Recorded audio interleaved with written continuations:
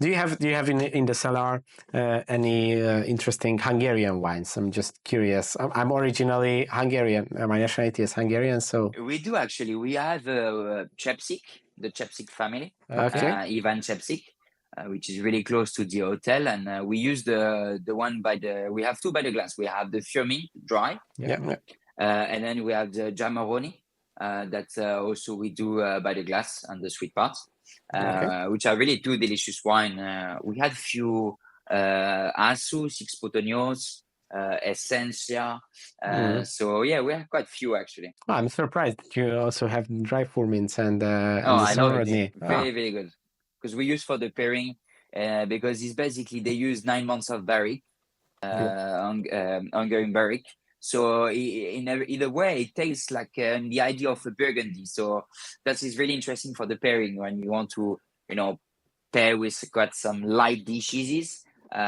We do that on our pairing, and the people are really surprised. So that's really good.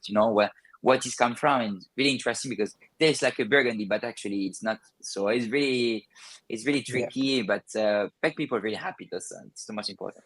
I'm glad to hear that. In most of the cases, the Hungarian list is quite limited to the Asus, but I'm really glad that you. I know.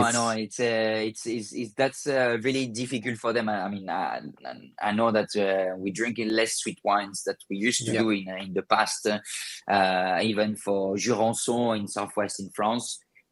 So that's why, like those countries, they are really suffering.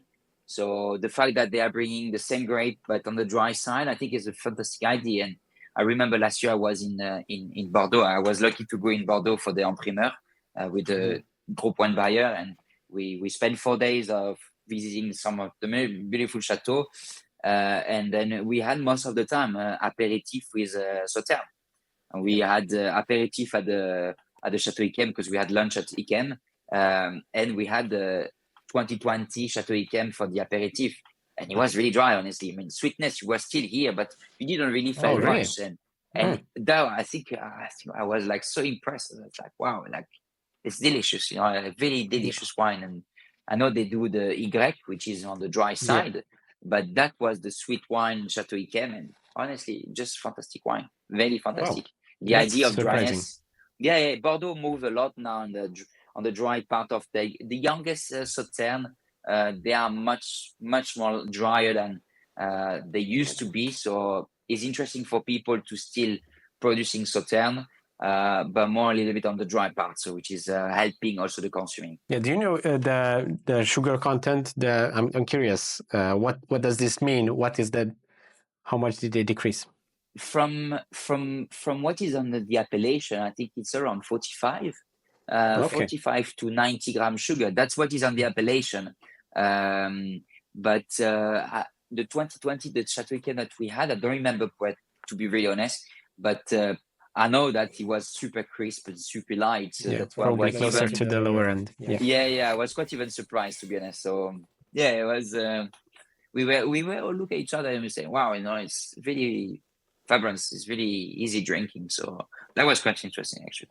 Interesting approach, and you are totally right with these trends and with the Hungarian wines. That's one of my goals. What I'm trying to do to draw more attention on the other regions of the Hungarian wine region, because in the West, especially in the US, it's very limited the knowledge about the Hungarian wines. As I told you, it's mostly about the Tokayasu, but we have so many amazing regions, the dry formants as well.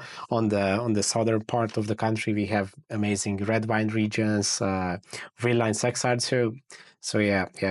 It's a lot more wide than people think. So that's one of my missions. Some sparkling also, very nice sparkling. Yeah. And some sparkling that were quite delicious, quite really easy drinking, really approachable, perfect. Like the summertime on the terrace, you have a nice glass, really refreshing. This is really pleasant. Yeah, no, definitely pleasant. Yeah, and the possibility is there, and all the Hungarian grape varieties, we have lots of things to play with, so lots of new things to show for the international market. Thanks for watching this video. You can watch the full podcast episode by clicking here, or watch another interesting video by clicking here. Let's continue the discussion in the comment section, and see you in the next one.